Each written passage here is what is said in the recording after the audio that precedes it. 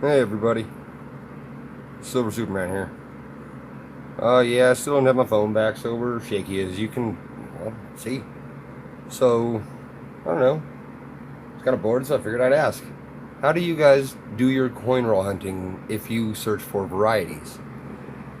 Do you check every cent you find for that variety on that denomination? So for example, do you check every single 83 for the double die reverse? It's a bad example. One little less money. The 95. So do you check every 95 you find for the double die outburst?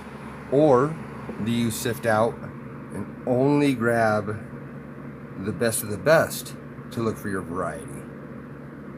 Just because of the extra income it provides.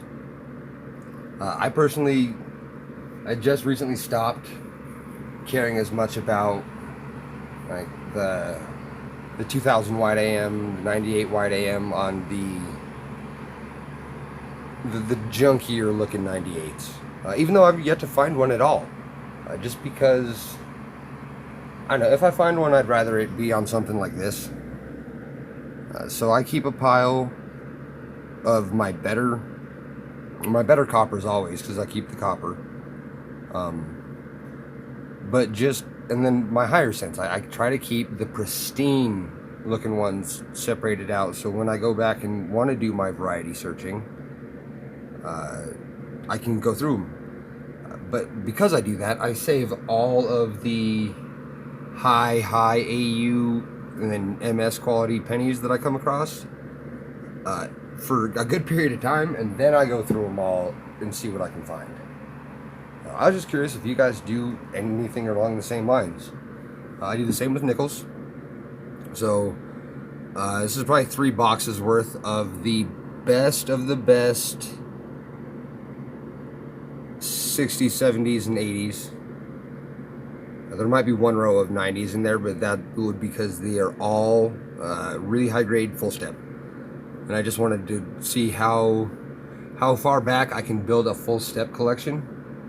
So far I've got it down to 89. So I have from 2002 or 2003 to 1989 with full steps. 89D. I have yet to find an 89P with full steps. But that's what I do there. I hunt for those. Same with my quarters. I try to keep the better looking ones, and I always keep my 60s, just because they're getting mighty old.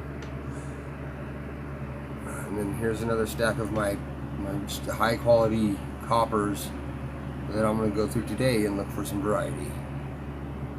I try to not do the browns. I only hunt the reds and the AU 50 and up quality cents, minus a ding or two. If it's still got this quality patina and luster to it, I will still look at it even if it's got a gouge through it, just because it's still in good condition, minus the one bad day he had. And we've all had one bad day.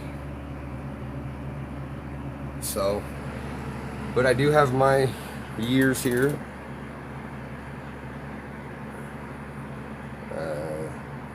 Just for, I don't know, if anybody needs anything, hit me with a year and what kind of quality you're looking for and how many you need, because I do enjoy building up my collection, and I try to keep the ones that I save as of recently, as you can tell, definitely better quality, and they start at 60 to 69, and then second row 70s, 80s, 90s, 2000s, and then big jar here, or big cup here, that's all the 09. Tube, that's the 2015s that were really good looking that I want to check out. And just because the newer years haven't been checked for varieties as strong, we have the 16, 17, 18, a little one of 19, but that's because I have a entire box of uncirculated 19Ds.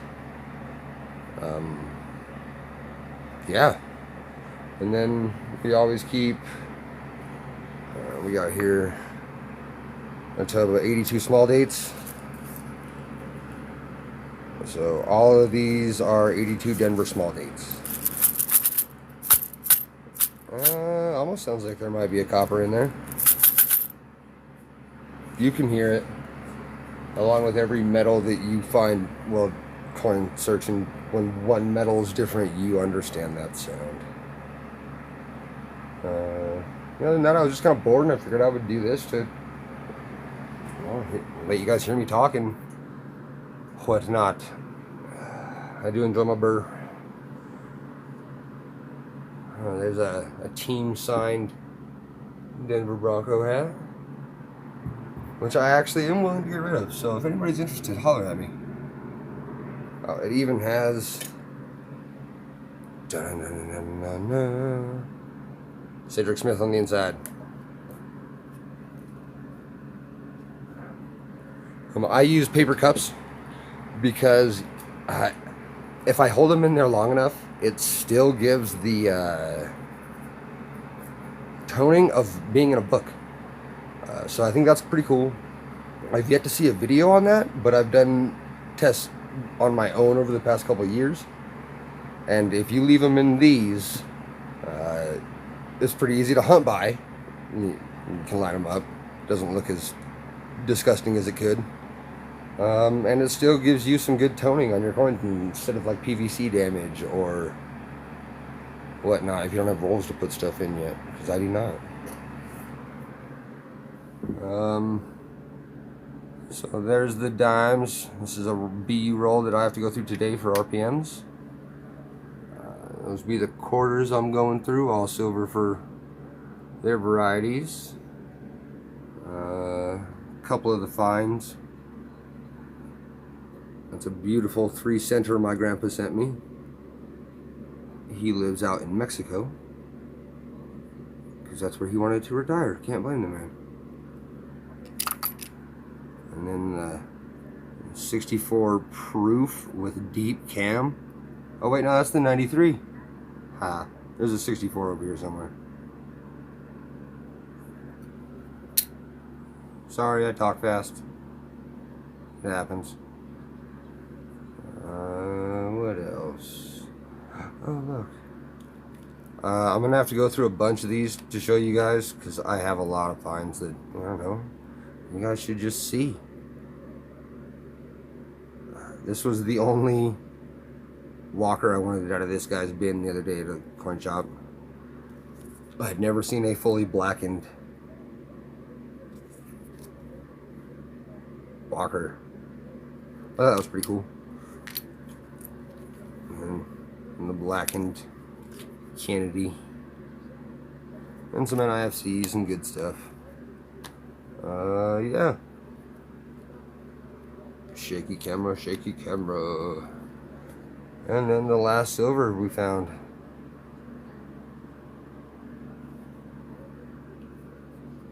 And then you gotta love the good old buffaloes.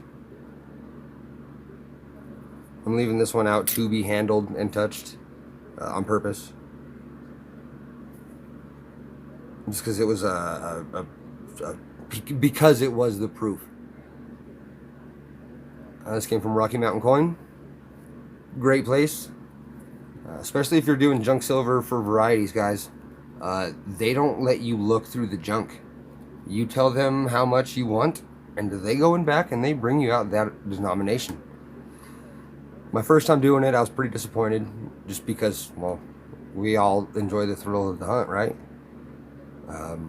But getting home and finding more 17s, 16s, 20s, 24s, in that, I think it was only $3 face value at Merck's. Then I found cherry picking any other junk bin in the surrounding 5 coin shops is why I go back and do that. So yeah, we'll end it there. If you go to a coin shop that doesn't allow you to pick your variety or pick your junk, give it a shot. Don't get turned down by that, because if you can't check your variety, that means nobody else can either, and you only have to rely on the 1 or 2 people who looked through stuff before they mass piled it all And that's a lot less eyes on it than you think when you're going through the bin that you're at your normal local coin shop. Yeah, I rambled. We knocked out 10 minutes of it even. What are we going to end today on? We'll end today on...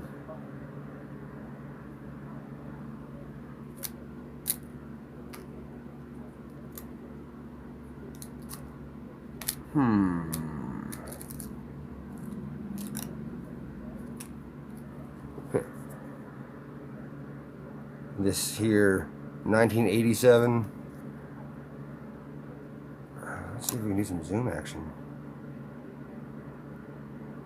It is not an MS coin by any means.